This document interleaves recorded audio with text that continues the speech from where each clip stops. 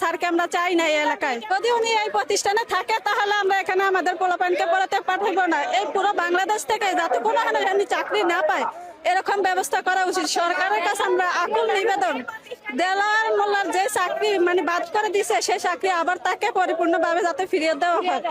আজকে এখানে এত মানুষ সমবেত হয়েছে এই পরকীয়ার কারণে। এই ঘটনা কিন্তু প্রথম এলাকার ময়মুরবি যারা আছে তাদের কাছে গেছে।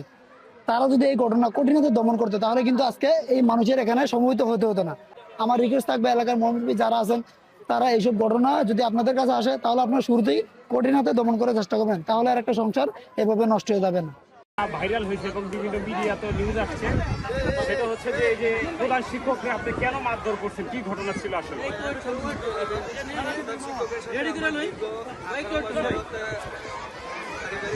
সবাই রেডি আর তুমি গান করে দাও।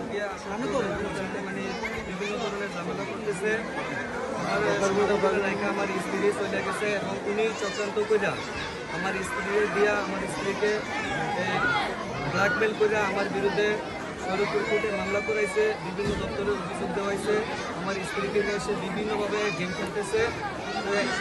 এর মাঝে আমার এই তিন সন্তানকে নিয়ে আমি দীর্ঘ 18 মাস একেবারে মানবত জীবনযাপন করতেছি। গত এই জানুয়ারিতে আমাকে এই স্কুলে এই ঝামেলা ওনার সাথে ঝামেলা দিলে আমাকে অন্য পার্শ্ববর্তী একটা স্কুলে ডেপুটেশনে দেওয়া হয়েছিল।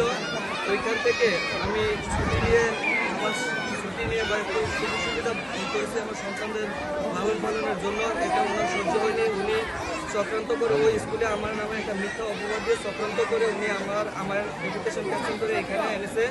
গত 27 তারিখ গত 2 তারিখে আমি আগের দিন আমার বাচ্চাদের সকালে আমি দোকানে রুটি খাওয়া হয়েছে, দুপুরে পুরি সিঙ্গারা খাইছে, সারাদিন পাক করতে পারিনি, আমার বাড়িতে গ্যাস ছিল না। রাতে আমি অন্য বাড়ি থেকে খাবার এনে খাওয়াইছি। আমি পরে সকালে আইসা স্যার আমি বলছি স্যার